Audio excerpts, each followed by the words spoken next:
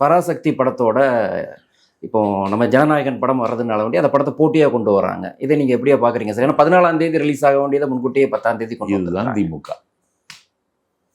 இதுதான் திமுக. நான் ஒரு படம் நடித்தேன் தம்பி, அதுக்கு பேர் சரக்கு. தயாரித்தவர் மன்சூர் அலிகான், கதாநாயகன் அவர் தான். அந்த படம் மதுவிலக்கு பிரச்சாரம், சமூக நோக்கத்தோடு எடுக்கப்பட்ட படம். அதில் நான் மதுவிலக்கு ஆயத்தீர்வைத்துறை அமைச்சராக நடித்தேன். அந்த படத்தை ஓட விடலையே. உங்கள் படத்தை ஓட விடல.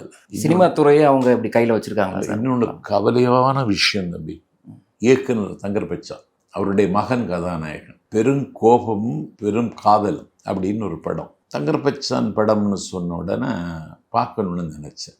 எனக்கு இந்த டிக்கெட்டு முன்பதிவு பண்ணுறது அதெல்லாம் எனக்கு தெரியாது. ஏன்னா இந்த ஃபோனே அது உபயோகம் தெரியாது. நான் என் மகளே ஒரு படம் பார்க்கணும், எங்கே கிடக்குன்னு தெரியல, ஒன்று கொஞ்சம் பார்க்கணும் எப்படியாதுன்னு சொன்னேன். எக்ஸ்பிரஸ் அவென்யூவில் இருக்குது. எக்ஸ்பிரஸ் அவென்யூவில் தான் இருக்குது. ராத்திரி 10 மணி ஷோ, உங்களால் போக முடியுமாப்பா அப்படின்னு கேட்டான். நான் போகிறேன், அந்த படம் பார்க்கணும்னு சொல்லிவிட்டு நான் எக்ஸ்பிரஸ் அவென்யூக்கு போனேன். நான் பொதுவாக வெளியில் இறங்கி போக முடியாது. என்ன பார்த்தா எல்லாருக்கும் என்ன தெரியுது. உடனே என்கிட்ட செல்ஃபி எடுக்கணும்னு சொல்லி அங்கே ஒரு கூட்டத்தை கூட்டிட்டாங்க. நான் அதனால ஒரு இடம் போகிறதில்ல. சரி மகா நான் போகிறேன்னு சொல்லிட்டு படம் பார்த்தேன். ரொம்ப பிரமாதமான படம். அவருடைய மகன் கதாநாயகன், அற்புதமான நடிப்பு. அவனுக்கு கல்யாணம் February 1.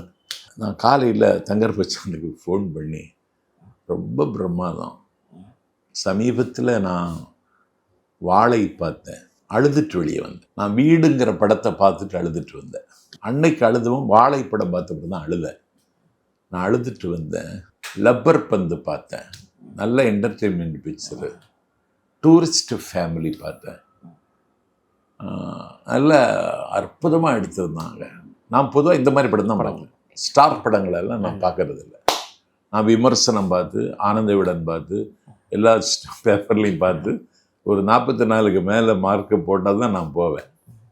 அப்படி அந்த படத்துக்கு போனேன். படம் பிரமாதம். காலையில் தங்கர் பச்சானுக்கு ஃபோன் பண்ணார், குமரி எழுதிட்டு, படத்தை ஓட விடலை சம்பத்து, தேட்டரை தரலடா அப்படிங்கிறார். காட்சிகள் தான் தராங்க, அது எப்போ தர்றாங்க, எந்த காட்சி தராங்கன்னு சொல்ல மாட்டேங்கிறாங்க.